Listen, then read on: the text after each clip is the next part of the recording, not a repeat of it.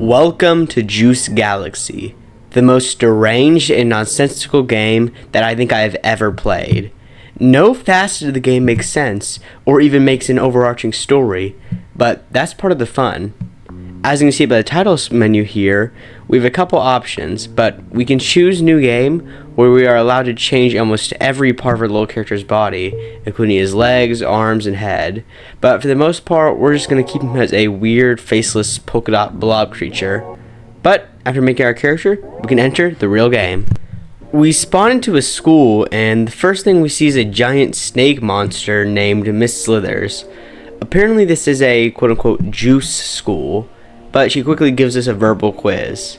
What is juice? Everything. Why are we here? To process and refine juice. Is there a greater honor than servitude to the Juice Queen? No. Is the sky made of plywood? I honestly don't know. Probably? Wrong answer. Prepare to die.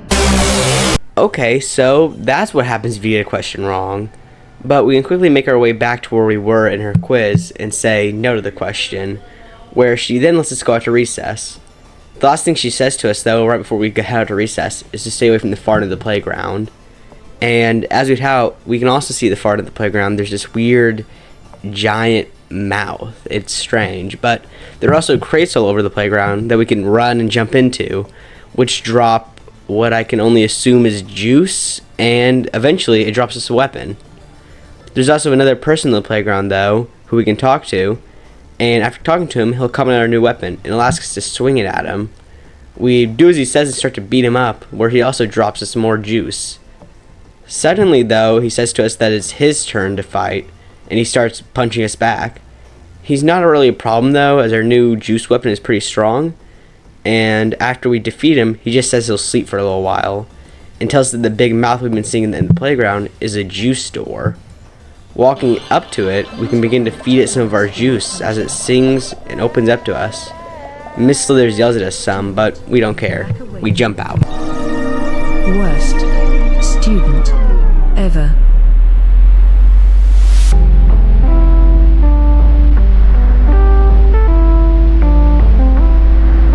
We can hit the ground falling out of the sky and end up in a graveyard. There's a guy in the graveyard named Mr. Fox who we can talk to, and we can ask him where to go, but he just tells us to check out a cabin. Before leaving, though, we can start desecrating the graveyard and destroying all the graves, which spawn skeleton monsters. But if we hit them, they spawn even more juice for us. Suddenly, though, we hear something. What is that? Oh my gosh, it's got us, oh my god. We're stuck in his jaws for like a solid minute, and the game just keeps playing weird sucking noises the entirety of the time.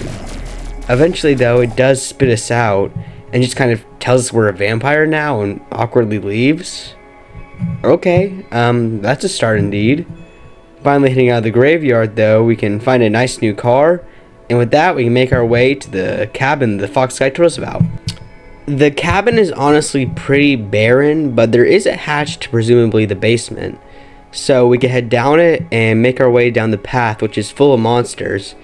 But starting off, they aren't that hard, so we just keep moving further and further and die. Yeah, we are way too underleveled for whatever is the end of this section. So I guess let's just explore. We respawn to the graveyard after dying, so we just hop back in our car that we were driving, and we begin to drive along the path until we see what looks like a little fire lookout point. Heading inside of it, we can see an old man. We can talk to him some, but he says not to stare at him. We ask him if there's a juicesmith nearby, and he just asks us why we're still talking to him. God. Then he suddenly just adds, "Do you want to be friends?" We can say yes, but he just says okay. We go back to asking about the juicesmith, though, where he gives us some directions, where if we keep following the road, we'll find a guy named Hogan the juicesmith. With that, we can leave the fire lookout and continue down the road where we'll find a giant guy. It's a giant man. We can begin to fly and climb up him and hold on. Oh, yeah. Sorry. We can climb up it and make our way into the man's mouth, where we can find a little small rainbow version of him.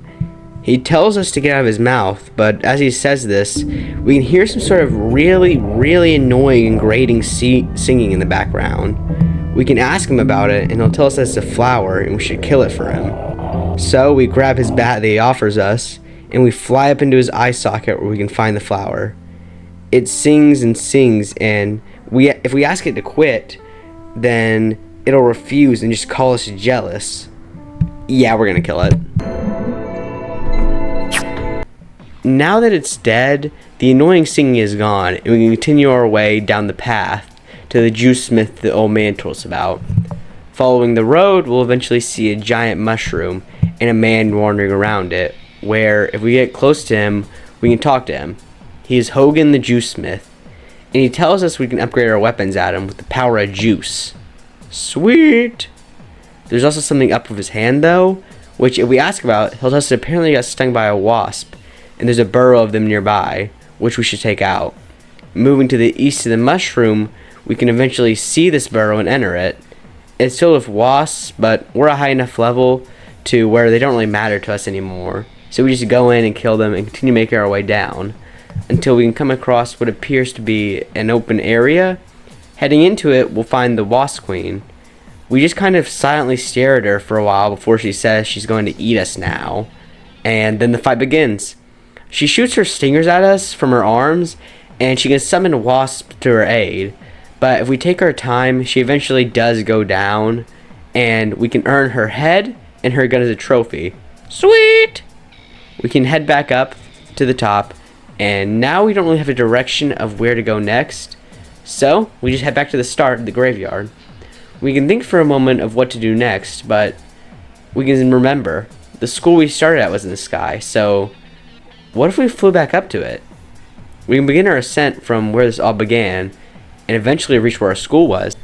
We can find Miss Slithers already waiting for us on top of the school with a giant greatsword. She quickly tells us to prepare to die, and well, that doesn't work anymore on us. Time to fight. She can spawn other classmates to come in and fight us, but with our newfound power of juice, we're much, much stronger than her now. She goes down, and we can teleport back to the starting point. Well, we've done almost everything to do so far, so I guess let's just head back up to that old cabin cellar. We can hop back in our car, and we drive over to the cabin, head in, and open the cellar. This time, for a higher juice level, the enemies are no match for us. And we can head down and fall down a giant hole, but at the end we find a clown. He's called the Creator, but at this point we're so powerful that he pretty much just goes down and we can teleport back to the top of the cabin. Well, what now? I guess let's explore the cabin, see what else there could be. There's a bathroom, but it has nothing. There's an attic too, and it seemingly also has nothing. But entering a room, we can find Mr. Fox from earlier, and he's sleeping. We have the option to enter his dream, so that's exactly what we do. Entering the dream, we spawn back in the same room, and we can leave it, but it's dark outside. And we can also see a kid version of Mr. Fox. Apparently something scared him, and we need to find his 7 pages. So we can leave the house and wander around outside, where we can find some of the pages just laying around. But we can also hear something strange. We can continue to grab papers until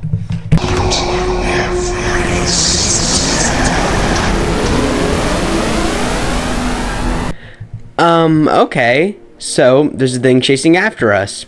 Great! It seems like it's just the spirit form of whatever it is, but as we continue to collect the papers, it will occasionally manifest itself and say something about how weak we are. Eventually, though, we can collect all the papers and go back to where the little kid version of Mr. Fox was. Talking to him, he says we scared him and there's something awful outside. We can look behind us and see, well, it's finally here in its real form, and my god, it is large and horrifying. It's fully black, it has a weird mask. We also get some very intense but very fire boss music. The thing is called the Dream Eater, and it mainly just flies around us or comes down to snatch our body or soul. Eventually, though, with some effort, it can be killed, or not really killed, just sent away, as it gives us a final voice line. Little Mr. Fox will thank us and will be sent back to the real world. Well, we're back at the cabin and we're back at square one. What could we possibly have left? Where's this game's ending? Does it even have an ending? We can go back to searching the house and see the same old stuff. The attic, the bedroom, the main area, the cellar. But we can also do a double take on the bathroom. We're given the option to flush the toilet. What if we flushed ourselves? Where are we? Everything is rainbow and shiny, and there's water everywhere that we can swim in. This must be the sewers, I guess. It's more of a labyrinth than anything, as the halls are windy and they lead to all kinds of dead ends. Eventually, though, we can see a door, and if we reach it and enter it... Listen, tourist. There is nothing here for you. Go back up the pipe and never return. What the heck? Why is there a plunger man down here? He's actually pretty strong too, but we can quickly dispatch him. He just gives us his plunger as a reward, and he says we're gonna need it. So we grab it and continue to the next door, where we can see a giant white face. It calls itself the Clog. He says he doesn't move for nobody in.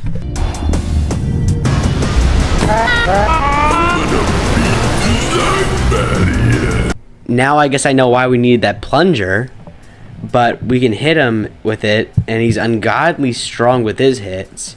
You have to be very careful with him, otherwise he'll punch you out of the stratosphere and kill you in 1 or 2 hits. With enough strategy though, and hitting with the plunger, he does go down, and we can get the final cutscene of the game. I've been unclogged! Master, I failed!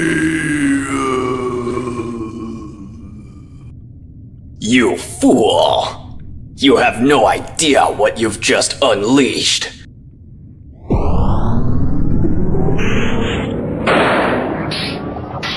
Finally, after all this time.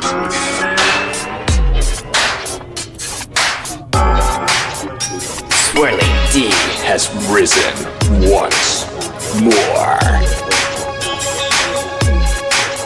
Early lightning.